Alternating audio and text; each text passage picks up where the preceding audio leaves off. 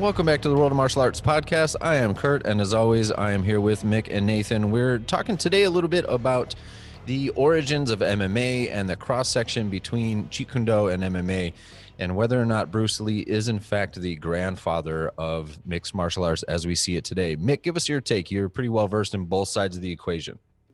I'm not the greatest fan of Bruce Lee. I think he was okay. I think he was a passable actor. I think, you know, he was a pretty smart guy. He'd read a few philosophy books. I think he was smart because he was Dan Inosanto's mate.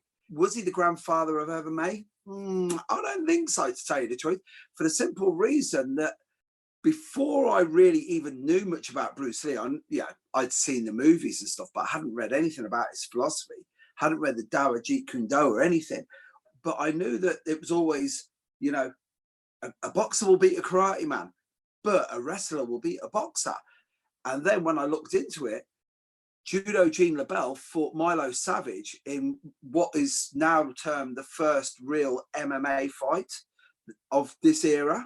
So I think MMA would have existed. And the other one, like when people talk about Bruce's influence, I think there's you know, you speak to a few Greeks, speak to Jim Arvanitis. This guy has got hair like Kenny G. You should see him. He's got big, unbelievable Greek hair.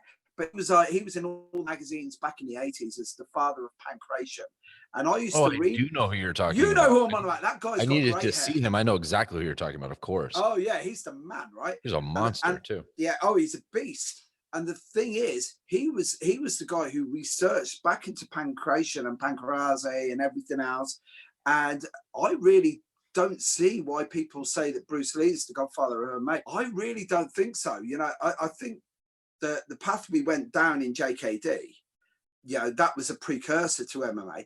But the one thing that I found, you know, training with a lot of MMA guys is, when they heard about, like, if we say the Jeff Thompson Animal Days, which were that sort of MMA, but to the extreme, they used to go, oh, Animal Days. Oh, yeah, we used to call them Tuesday nights. So, of course, it's really funny that people were doing this. It was just how you labeled it. So, me personally, I think MMA was around way before. I think Bruce was cool. But again, it's how much of that was Bruce and how much of that was Bruce's, like, he was the mouthpiece. But even now, he's still synonymous, you know, what, 49 years after his death, you know, that he's still synonymous with martial arts. So, you know, no, I'm not having it. You know, I think he was a pretty decent martial artist. And, you know, I didn't think he was a great actor, to tell you the truth. You know what I mean? Not really at all, you know. But, yeah, I think he was part of the history, but he certainly wasn't. I certainly do believe that we would have had MMA, and I think we would have eventually had some sort of all-in type fighting. Do you think it would have been, because this is a reflection of some of my own beliefs on the topic, do you think MMA would have been as popular were it not for him? Do you think it added to the pop culture? No, when you see, this is the thing, you know, the popularity of martial arts is really funny, because it's like, how many people who watch MMA are really martial artists or even martial arts fans? Or how many of them just like a good tear up? As I've said before, you know, the one thing about human nature is we love our rock. Like, you know, I truly believe the next evolution of MMA will be, like, I'm paraphrasing Frankie Boyle here, but it's going to be some dude ripped to his tits on, like, performance enhancing drugs and a robot arm. Like, because that'll be the next, you know, the Winter Soldier will be in there or something, because we always have to evolve it and make it go. So, like, I think we would have we would have had it, you know, it would have been there. Like, I tell you who I'd like to get in on this is Nathan Leverton, because as I've said before, Nathan Leverton's the most Jeet Kune Do man I know who doesn't study Jeet Kune Do. I think that's why he is. That's why he is so Jeet Kune Do, because he hasn't got himself involved in that nonsense. But Nathan, Bruce Lee, godfather of MMA, or just a lucky schlub? Tell me. I've got to agree with you. You have to pick one category. I've got to agree with most of them, Mick. I think also it does throw up quite a few different things, like the cult of Bruce Lee and his influence on the popularity of martial arts, maybe more than his influence on MMA. with MMA, obviously you've got a parallel development. You've got the Brazilian side, and then you've got the Japanese side. In the Japanese side, it was catch wrestling and kempo and karate, you know, kyokushinkai, things like that. And that, you know, that developed into shoot fighting and the stuff out there. And then in Brazil, you had Brazilian jiu-jitsu, and obviously they were doing challenge fights from like the 20s and 30s, and the Vale Tudo stuff was like in the 50s and 60s. And all of that happened completely independent of any influence of Bruce. So I think there's some of the main like parallel developments of MMA that then came together had nothing to do with him whatsoever. Having said that, there's probably people who are in MMA and are influential figures in MMA now who maybe got into martial arts because they saw a Bruce Lee movie. So culturally, he's got that impact. But I think technically, I don't think he's really had any influence whatsoever. But there is this real cult around Bruce. There are people who claim this. There are people that claim that Bruce invented just about everything, and that he was so far ahead of his time. And I'd be interested to hear some of your takes on that. But one of the things with me is these guys who really make a difference in martial arts, the innovators, I actually find the next generation a little bit more interesting, because what happens is, like a Helio or a Bruce, they are a certain body type and they are a certain way, and they taught themselves a certain way, and they tend to only, although they might break barriers, they only tend to do it their way. But then they pass it on to their students, and their students are all different sizes and backgrounds and things like that. And they tend to take it on a different direction, and they tend to spread it out a little bit. So, you know, why like Kano was doing judo, it was, you know, like Maeda and his students who took it off into Brazil and became Brazilian Jiu-Jitsu. And I think with, like, you know, probably the same with Bruce as well, that first generation of students who went off and took it in their own interests and different directions. That's where the real movement happens in martial arts. You've totally hit on something there, and I've just been thinking about this. As I said, I'm going to embarrass Nathan, so I always refer to Nathan as the UK's John Danaher. He always goes mad at me for saying that, but it's the truth, because he was the first guy that I met that thought outside of the box when it came to grappling. That's the truth, and you know what I mean. It's my opinion, Nathan. You can disagree with it, but guess what? It's a free country, and we still have free speech here for a while, anyway. But anyway, I'm only joking. Let's stay on the topic. The situation is, you just said something which was funny, because you know, Guro Kano, then you go to Maeda, then you go from Maeda to Carlos and Helio, right? Which I like. I really like that crack, because it's like, what? So one of them fought a shark or something, and then there's that flight. That's that great picture of, like, you know, the jumping armbar, you know, and you're like, where's that come from? So you have that where, you know, there's this evolution. And then, like, the greatest example I can give is if we look at the lineage and we go, right, Kano, Maeda, Carlos and Helio together, we'll call them together. Then we'll throw Renzo Gracie in there as well, because Renzo can come straight down off that line, right? And then you look at John Danaher. And then it's like, right, okay, so at what point? You know, I was looking at Trevor Whitman at the weekend at the Usman fight, and it's that point where you just go, now that's an innovator. Now that's, if we want to talk about somebody who's put something into mixed martial arts, we can look at, like, which I like, you know, it's going to slightly veer for a second, but I'll bring it back on. John Danaher famously never competed. Famously, so I love the paradox behind that. It's like, how can he be that good at jiu-jitsu and he's never won anything? And you're like, yeah, but he's never lost anything either. You think about it that way, mate. That's a pretty cool way of looking at it. And then you talk about Trevor Whitman, and it's like, I don't know anything about it. All I know is he's an amazing striking coach. What I do know is what the fight I saw at the weekend, you know, Burns came out, put the hammer on Usman. Usman was like, for a second, then they had all of that history together, that they were, you know, that they were in the Black Sea, you know, all of that political stuff. He moves off, comes in, and the last thing that Whitman says to him as he's coming off the stool is, remember, your jab has made you a world champion. Remember, your jab has made you a world champion. What happens? Halfway through the second round, boom, jab, switches lead, jab, boom. That's Jeet Kune Do 101. It was like, is it working off McGinley? No, right, okay, then I'll switch. And it was that whole thing where you look at it, you go, right, so if we want to talk about real influences in MMA, we can talk about Danaher and his grappling with George St. Pierre. that was a moment in time, I think, for George. That George went from one level to another. And then you look at Whitman with the striking, and we go, right, okay. Because when I see, especially when I hear Dana White saying, he's the godfather or the grandfather of MMA or whatever, what I look at when I see that is a UFC t-shirt with Bruce Lee's image on it, and like Dana turning around and actually saying to Linda Lee, time to make some money here, because it literally works that it's a cross promotion thing. I don't think there's any value in it, and I really don't think there's any historical value behind it. As like, if you want to look at people, we've got enough people in MMA without having to go who made it, because I don't think we're never going to find out who did it.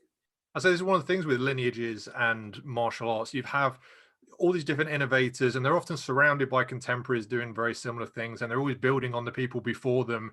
But you often find that people further down the line, the achievements that they have are then attributed back to the person before them, because there's certain people are only highlighted. So like Bruce might get highlighted, even though he might be doing very, very similar things to other people and building on what other people have taught him. And then someone further down the line might be doing even better work, but it gets like overshadowed by that highlight that's on Bruce. And it's like, oh no, but it's because of Bruce. And it's like, but it's only one point in a graph of all these different points that just happens to get highlighted, maybe because he was in the movies, maybe because he was charismatic, maybe because of self-promotion.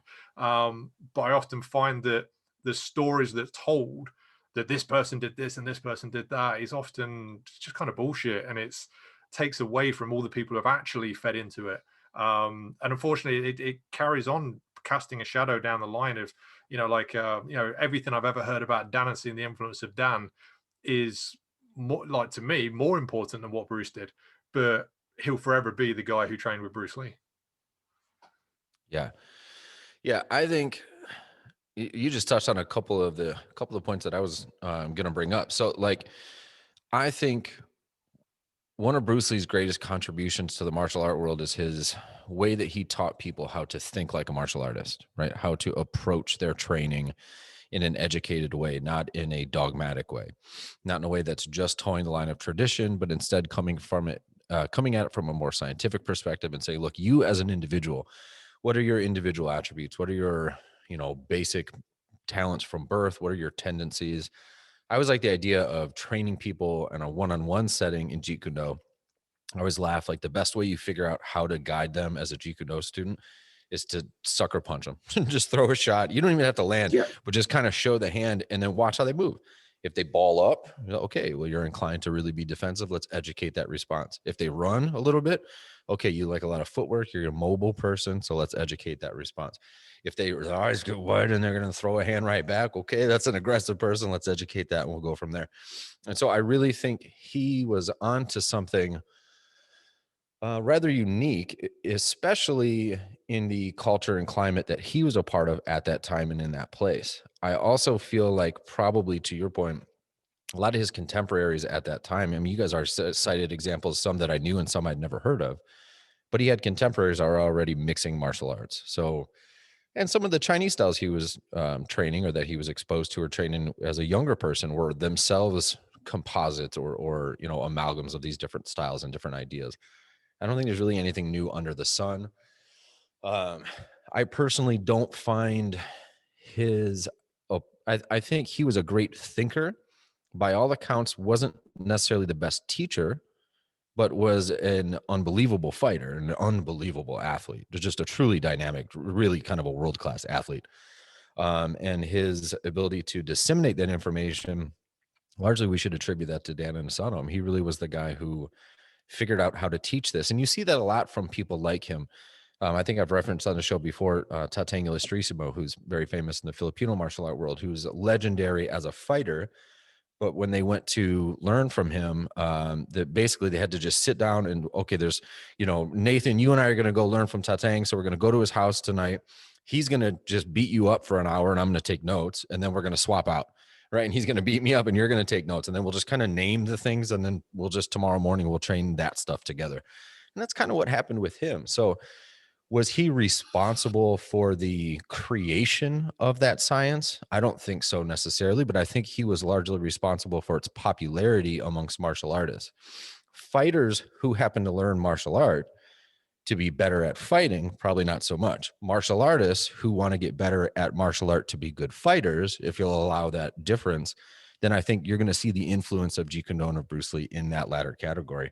But I think it probably would have still evolved into what it was without him, just maybe would have taken longer, and maybe the US wouldn't have been the hotbed for it that it was, because the popularity wouldn't have been what it was already primed to be, if that makes sense. We're already waiting for this example. Every movie and video game we've ever had that has fighting in it is based on that sort of, we all come here and try our styles against each other format. And Bruce Lee really gave us that.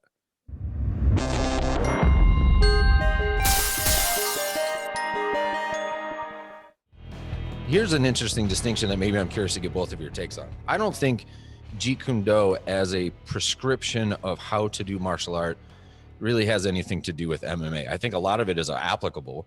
If you're willing to take the time to dig into it, I think a lot of it could serve a martial artist or an athlete very well. I think what he did to popular culture in creating this massive swell of fandom around the idea of martial arts makes it more likely in our era for MMA, for the UFC to thrive. Not that he's responsible for introducing MMA to anybody, right? Well, to some people he is, by I think by any account. But obviously the Gracies, the whole BJJ movement that happened, that's what gives us MMA. That's what gives us UFC. But I just wonder whether it would have exploded on that scale if the audience wasn't already primed after 20, 30 some years of going more like this, more like this. Look at the guy with the gloves where his fingers are in each of the gloves. Oh man, that's what that would really be like if you're really doing it.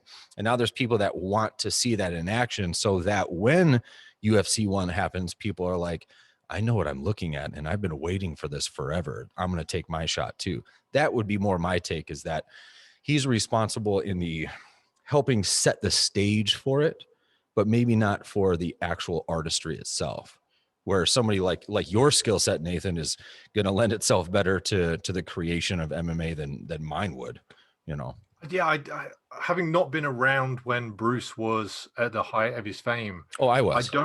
I don't even know much of it, what the influence was, because the things, there were kung fu films before, and would there be a Jackie Chan and then a Jean-Claude Van Damme and everybody if there hadn't been a Bruce Lee? I don't know, because obviously it's as we've talked about before, it's the martial arts movies that got a lot of us into it.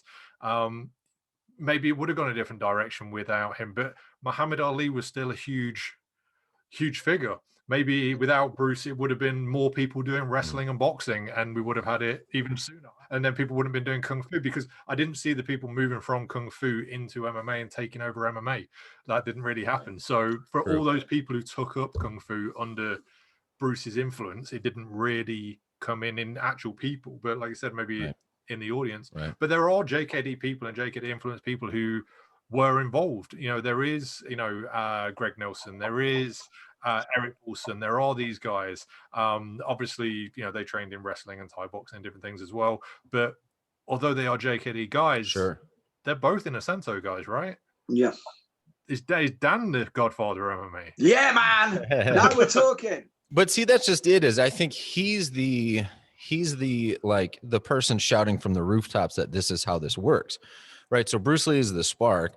Dan Inosanto is the guy that kind of distributes this information to the people, and then lo and behold, some decades later, we get MMA, which is one of the things that Bruce Lee was talking about, in so many words in his book and in his his lessons during his lifetime.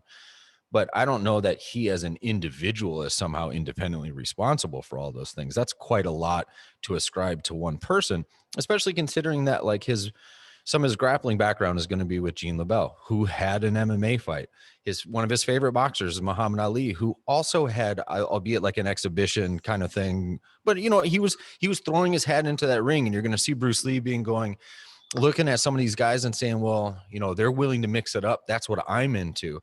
I think, if you're playing music that's inspired by other songs you're hearing in your time period, you might have your own sound and that might be profound, but you're still you're a product of your generation, you know? Yeah, you've hit on something there, because I can't remember who said this initially, but it's a great line. It was like, before Bruce Lee, every American town had a saloon bar, a church, and a hairdresser's. And then after Bruce Lee, it had a saloon bar, a hairdresser's, a church, and a karate studio. Right. Which I have to admit, no disrespect to you, because you're my American brother, but karate's Japanese and kung fu is Chinese, and he was Chinese. Yeah. Well, I think a lot of that has to do with the army and with World War II. Yeah, exactly. But, from the Okinawan. That's just how the information got disseminated. But that's exactly it. Karate wouldn't have existed the way it did in this country were it not for Bruce Lee. It would have wound up here, but it wouldn't have exploded as it did. Just like in the 80s, we wouldn't have had the karate and ninjutsu craze without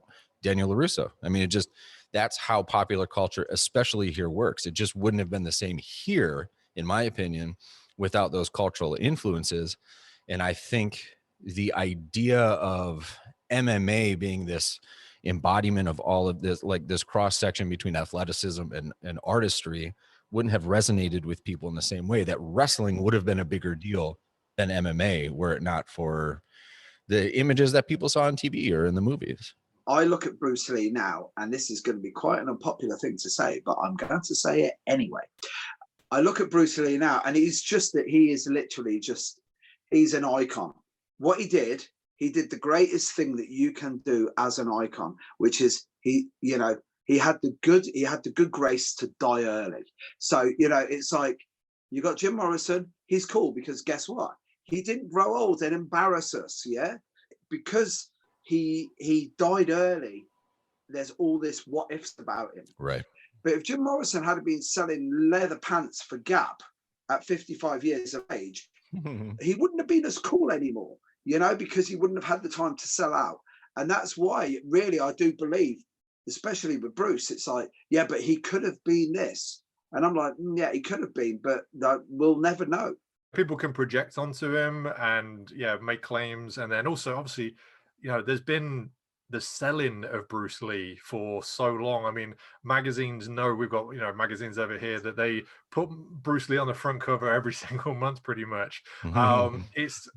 I'd like to just give an honourable mention to Will Henshaw there in World of Martial Arts magazine. You'll find it's the one with Bruce Lee on the front. But people selling Bruce for so long has made him that, created that legacy of him. And also, again, because he died young, that sharing of him is always in his prime. He's all, and a generation after generation can kind of read stuff into it and make claims about it, I think.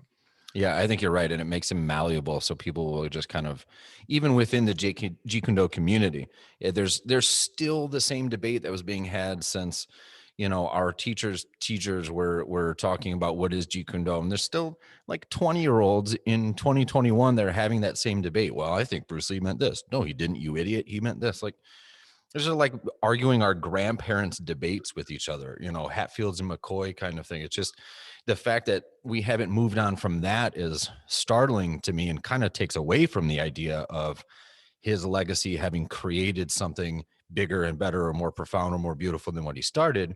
If we're still debating, well, does trapping really work? I'm like, well, I don't think that's the whole point. You know what I mean? Like, we've missed a boatload here if that's the only thing we're focused on. And I think he had a heck of a lot more to say than that. And also, yes, it does. Look at all of jiu-jitsu and all of clinch and everything else, that's why that kind of background, that kind of experience, that's why I started saying him being somebody that I think really educated people on how to think like a martial artist at that time. That's where you get an Erik Paulson or a Greg Nelson, who are so open-minded, so dynamic, so completely talented, and so, obsessed with investing themselves. And I don't mean to speak for them, but the little bit that I do know of them, of having trained with them, invest so much of themselves into all these different areas of the art, including things like Kali that maybe, well, when is you ever going to use that in a cage or in a ring? Well, you're not, at least not overtly, but it's going to make you better at other stuff. And they enjoyed it, and it keeps your body moving and keeps you healthy. So I think some of these approaches to training we have as a direct result of him. And I think we still have a lot of binary arguments, a lot of, well, that would never work on the street or in the ring or in the cage, so it's nonsense, so it's blank. That kind of thinking that you know, A equals A, B equals B, and that's it. And they'll never meet. And this is just exactly what it is. It's so limiting that if that was the prevailing thought process indefinitely and had always been, I don't think we would have had MMA if people were constantly only debating those things.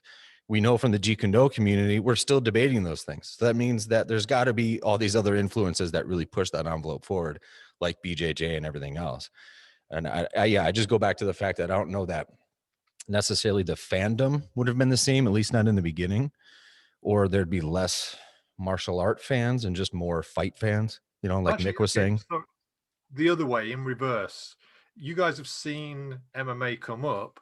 Have you seen what influence that's had on the JKD guys who were just doing JKD and teaching it and weren't involved in MMA? Like, Yeah. has it had a cross-pollination that much? Or? I think so. And Mick, I'll start just because you're going to be the one to really speak on this, because if, you know, one thing we're taught by, because I think Mick and I share really responsible teachers when it comes to these ideas. In this day and age, if you want to be a Jeet Kune Do person, you have to be doing grappling. You just have to be, because that's such a massive gap. It doesn't matter if Bruce Lee was a big grappling guy. It just doesn't matter. If your approach to it is about researching what's going to work for you, and you're like, I'm not really into the whole ground thing, so I'm just going to ignore it. Well, that's not, ignoring has never worked for anything, really. You know what I mean? So you do have to be influenced by those things. You can't go around thinking that Wing Chun trapping is going to work against a bouncer as well. But I meant to say boxer. And when you watch some of these fights and you go, yeah, when are you going to implement that strategy, at least in the way that it looks when you train it? You're not going to. It's not going to work there. That would be an inappropriate time for it to begin with. So I always feel fortunate that JKD has taught me how to analyze things. Even if it means what I'm analyzing is showing me what I'm doing wouldn't work. At least I know that. And I don't go around navel gazing all the time, proud of myself that everything I know is going to, you know, Jason Bourne anyone in the room whenever I need to. You know, no, the reality is going to be quite a bit different than that. Mick, you're a champion BJJ person who has a JKD background. You know, what's your cross section look like, and how did that influence take off for you? But it's funny because first of all, when we were talking about Jeet Kune Do and, you know, how it got wrapped up into mixed martial arts, I think it was the fact because we were just doing a mixture of martial arts, right? So that's why it sort of got lumped in and it started running away with it. But in the UK especially, it's really interesting to see because, you know, one of the guys we all follow in BJJ and in Jeet Kune Do is Rick Young, who was one of the first black belts in Brazilian Jiu-Jitsu. So he was the first guy to, and he was a great grappler. This is the thing, you know, he was training with Billy Cusack and all of the boys up at the Edinburgh Judo Club at the time. And like, he was with these legendary dudes, you know what I mean? He had Mark Preston was up there training with him, you know, and Rick's one of those guys who was always very, very open-minded. And he was like the vanguard. He was at the start of all of this. But then if we look at guys, I'm going to just throw out a couple of names here, like Neil McLeod, one of the pioneers of mixed martial arts, full instructor in the Guro Dan Inosanto. Got to give him a shout out because he was raging because he became number 6. So there was 5 full instructors and he was waiting for somebody else to get it just so he could be 007. That's what, because he wanted to be 007 in the UK. He ended up being 006. But he had a trilogy of fights. I remember being there for his last fight against a guy called Paul McVeigh. Nathan will know who I'm on about. The trilogy of fights was better than anything I've ever seen in the UFC. At lightweight especially, those guys went at it. But he's a really, really good martial artist, really amazing teacher. But this is the interesting thing. One of his students is another mutual friend of myself and Nathan's, a guy called Kev Capel, who is a great Brazilian Jiu-Jitsu instructor in his own right. And that's the one thing that I've found, especially in the UK, is nearly everybody who's into Brazilian Jiu-Jitsu, they had some sort of very loose connection somehow with JKD, even if it's down to they went to a Rick Young seminar once and he taught 2 hours of grappling, and that's how they got into Brazilian Jiu-Jitsu. And that's what to tell you nothing but the truth, I've said before, if I'm got to be careful the way I do this, right? So If Horry and Gracie had have been well behaved enough to turn around and say to the Machado brothers, we don't need 10 cents in every dollar that you make, just teach Gracie jiu-jitsu, no one in the world would be doing Brazilian jiu-jitsu now. We would all be doing Gracie jiu-jitsu, and that would be it. But we got into these stupid arguments, and now guess what? It's fracturized, it's gone off. Jeet Kune Do could have been MMA if we'd have just been smart enough and had more athletes at the start, because we've got a formulated way of teaching, which is, this is where I'm going to pull in Nathan in a second. Nathan's one of the only guys I know that looked at MMA and didn't look at just getting, which ironically, by the way, he had quite a few guys fighting in the UFC at the time, but he had a grading structure for mixed martial arts. First guy I knew that had done that. No, the leverage wrestling system. I did my own no-gi, yeah, but everyone's tried a no-gi system. No one seems to be able to make it stick.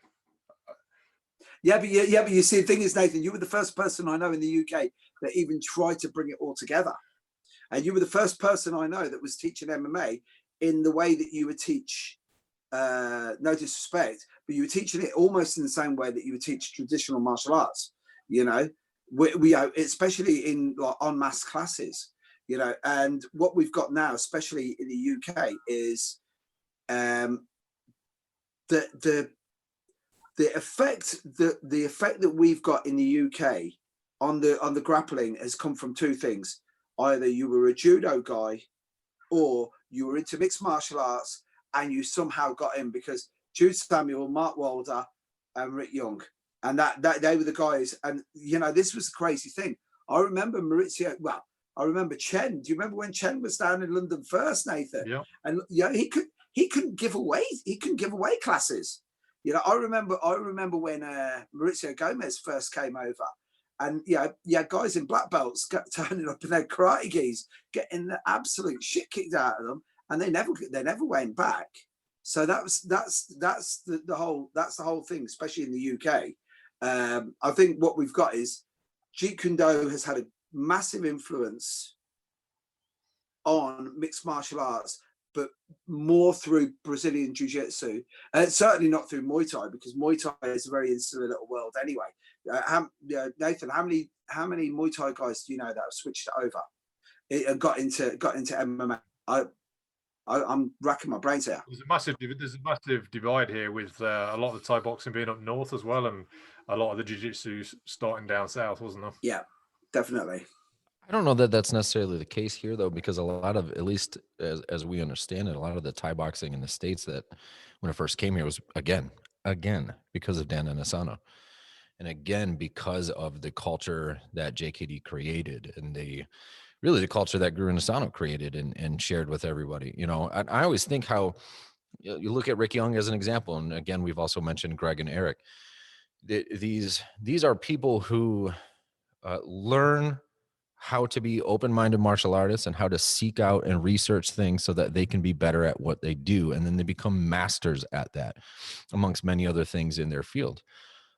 You don't necessarily find, here's where I could get myself into trouble with the JKD people. I guess I don't really care, but the more latter stage JKD people that are really trying to reinvent themselves in Bruce Lee's image will perhaps only ever really be masters at trying to be Bruce Lee.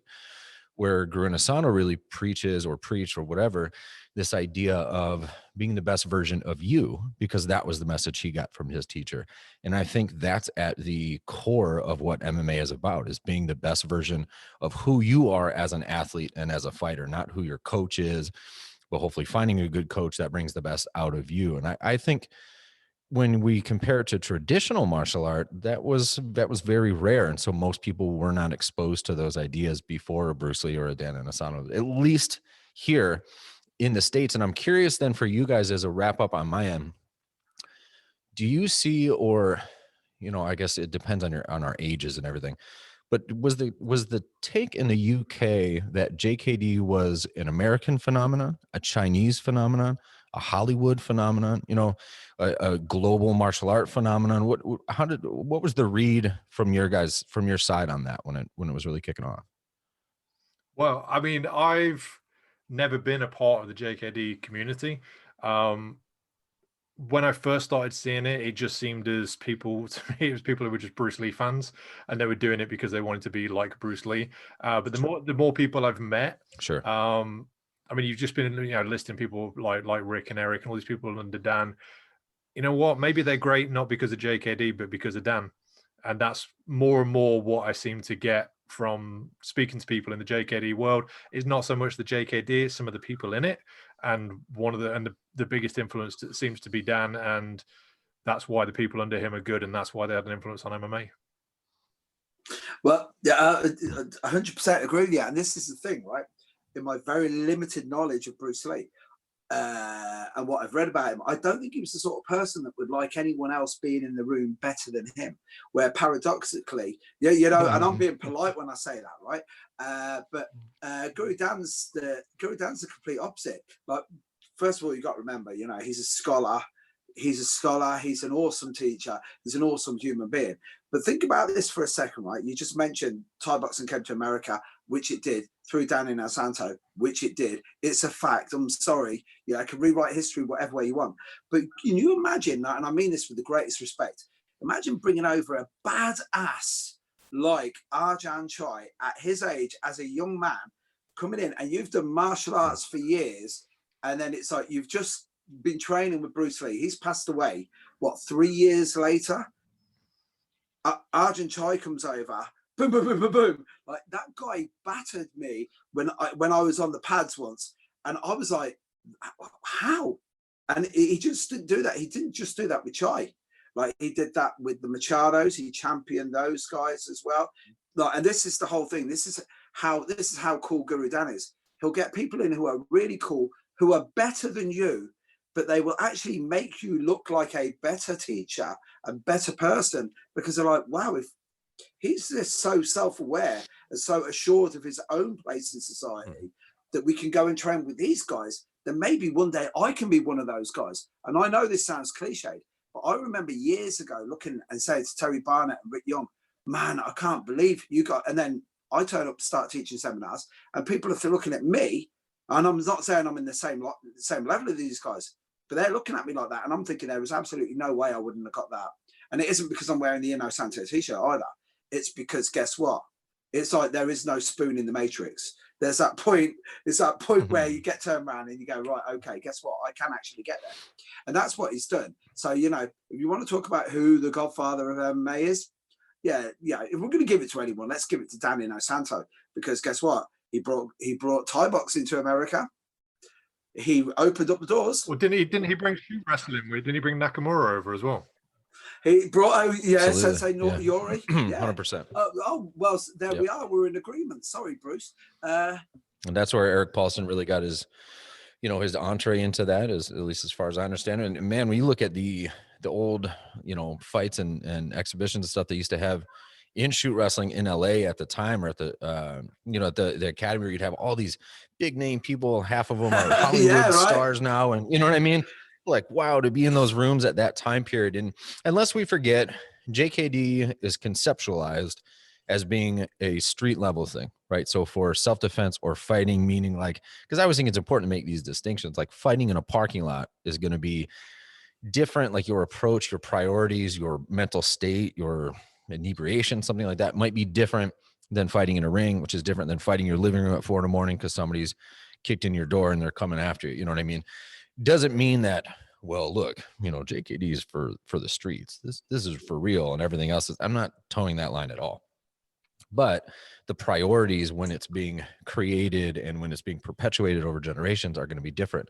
I see now what we've gotten from Guro Inosanto is a mixing of and an opening of minds and a mixing of martial arts from across the board, from traditional martial art to modern, contemporary, non-traditional martial art, and everything in between. Because that man will try and celebrate the good parts he finds in everything, which is extremely rare. Where you're not going to perhaps get as much of that inclusion of traditional martial art in an MMA format, because look, so you're saying trapping might work, but it's going to take me 20 years to get good at it. That's great. I don't have that kind of time. That's not what I'm going to be focusing on right now. Fair enough. And you probably shouldn't be. So I think the priorities have sort of dictated how the thing evolves. Nathan, do you have any last take on that? Does that ring true for you at all? Or am I just kind of talking out of both I sides? thought you were winding it up there with a sentence, and when you carried on, I got completely lost. Sorry.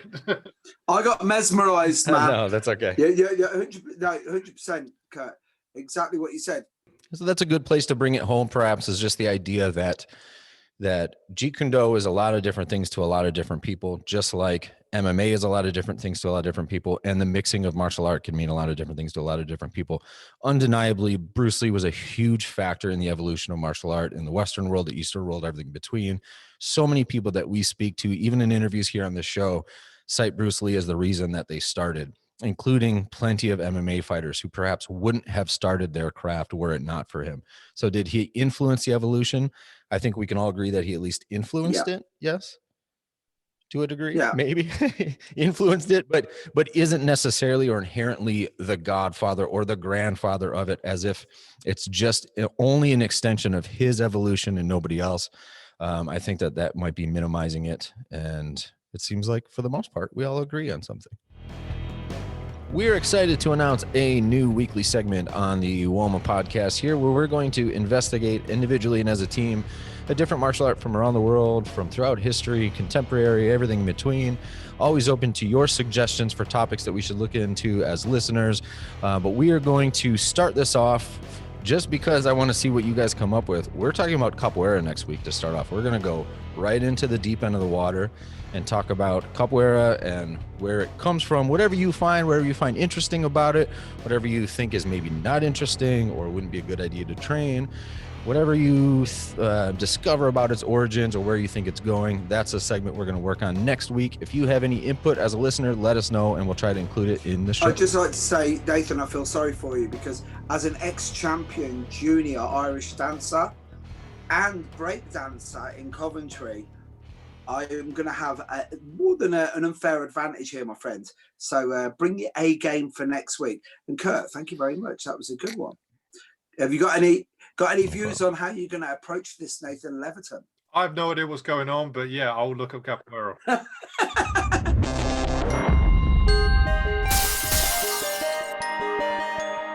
Thank you for listening to the World of Martial Art podcast. And as always, in the great words of John Cusack, kickboxing, sport of the future. That's exactly what we needed. Now we need Cusack as a guest.